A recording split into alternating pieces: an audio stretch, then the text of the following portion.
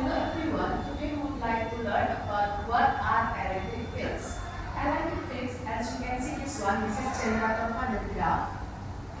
The area around the generator van der graph, we call it electric fields. The electric fields is a region of a space in which an electric charge experiences a force. Have you ever seen this animal? This one we call as the electric eels. Have you ever wondered how the electric eels navigate and hunt their prey in murky and murky waters? It's also using the electric fields. Despite its name, the electric eel is a type of knifefish, not a true eel. It is more related to carp and catfish. Their specialized organ called electrocyte. These electrocytes allow them to generate electric fields around them. They can detect nearby animals and objects in the water when they sense the change in the electric fields. So these electric fields is really helpful for the electric eel to navigate when they want to move forward. What are electric fields means? Before we learn about that one, today we will learn about these four objectives. First, describe what electric field is. Second, identify the properties of electric fields and electric field lines. Third, visualize how electric fields look like. And then the last one, recognize the application of electric fields in everyday life. As you can see, this is positively charged, meaning they have proton more. This one negatively charged, they have electron more. If positively charged like this, the electric line will be moving away from the positively charged. And this is negatively charged, the electromagnetic field will be towards the negative charge. The properties of electric fields and electric field lines. We have four properties. First, more dense or denser, meaning it's more solid. It means the electron fields will be stronger. Why? Because they have more electric force. And then second, the direction of the arrow show the direction in which positive charge will move within the field. The field line always move away from positively charged and then towards the negative charge. Or going into the negative and then away from positive charge. Third, a charge of object placed in electric field experiences a force. So if you have electric fields, the area near the electric fields will have the force. And then the field lines never intersect with each other because it's so unique. To check your understanding, we have four like this. So which one is the correct one? As you can see, we can use the annotate here. If this is negatively charged, the electric field line have to be towards. So it has to be going in.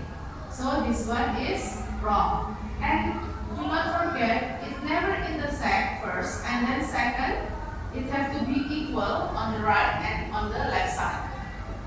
So second, positively charged. It has to be away from positive charge. So it has to be going out like this. And then, please, when you draw it, make sure that it will not intersect with each other and it has to be equal on the left and on the right side. Number third and fourth, this is absolutely wrong. Yeah. Number four, it's intersect with each other. Number three, on the left side and on the right side, it's not equal.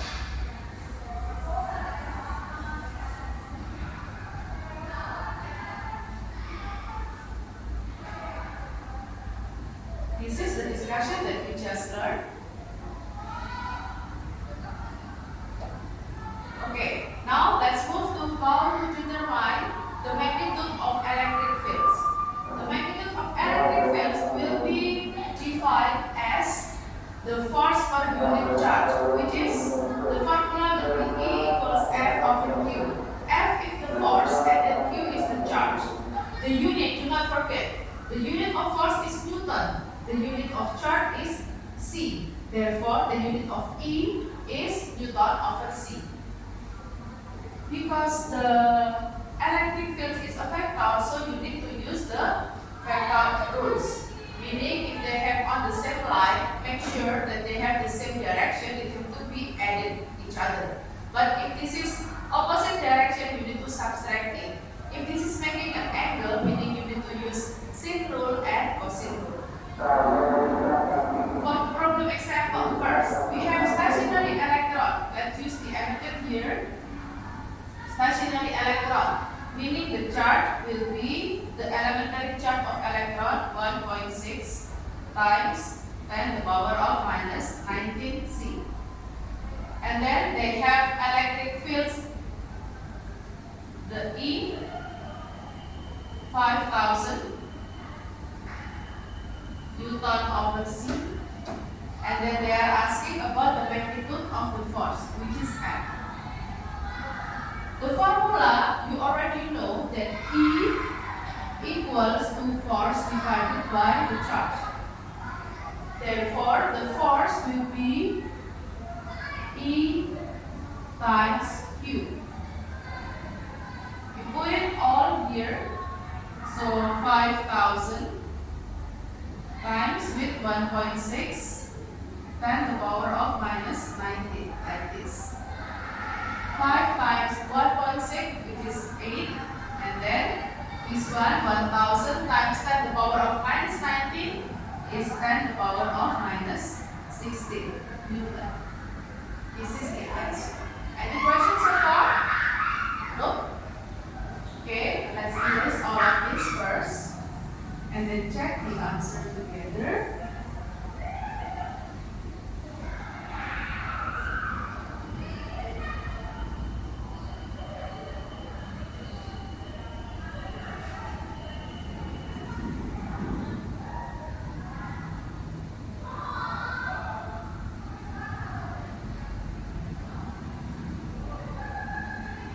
This one the answer. Clear enough? Let's move.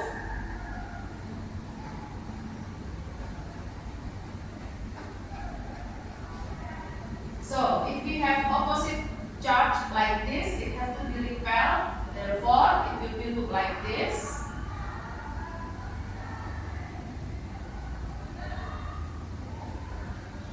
When we have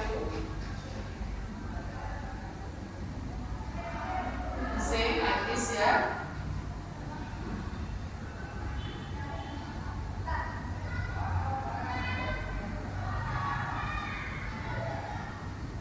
If we have lightly charged, it will be look like this. And if you have like this is positively charged, negatively charged, the direction has to be away from positive towards the negative. So it's going to the right. It will look like this. Any questions so far? No? Okay, if you don't have any question.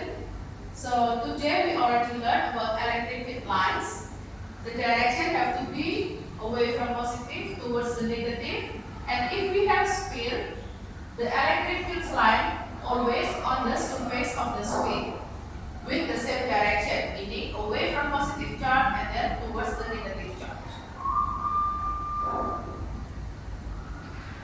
In real life, we can find the electric fields and when you're moving a balloon against your hair, and then when you see the producing of the lighting during a thunderstorm like this, and then the capacitor and also the general galvanic graph. So today's lesson, we already learned about electric fields, electric field lines and application. Any question?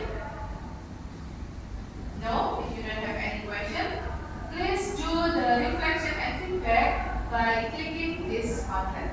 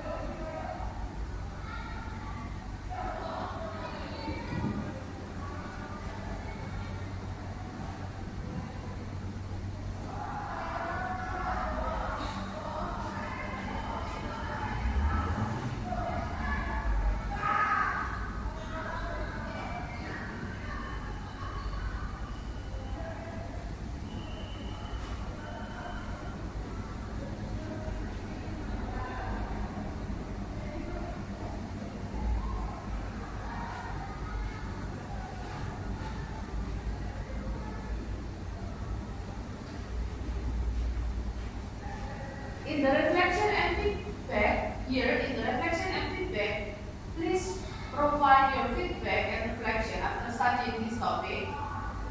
And then inside your reflection and feedback, you need to add your fact, feeling, finding, and future work.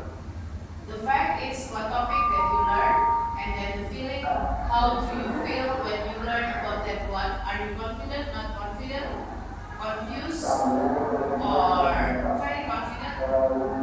And then the finding, what insight that you get, and then in the future, what should you do? How to do this? You just click this one, post, and then you type it. Up to you. If you type it on the subject, it will be look like this, so it will be bold. But if you just write it down here, it will be look like this, so it will not bold. And then do not forget to publish it. After you finish, you can see others people reflection and feedback. Please give encouragement to them by click this love, or you just type the comment there.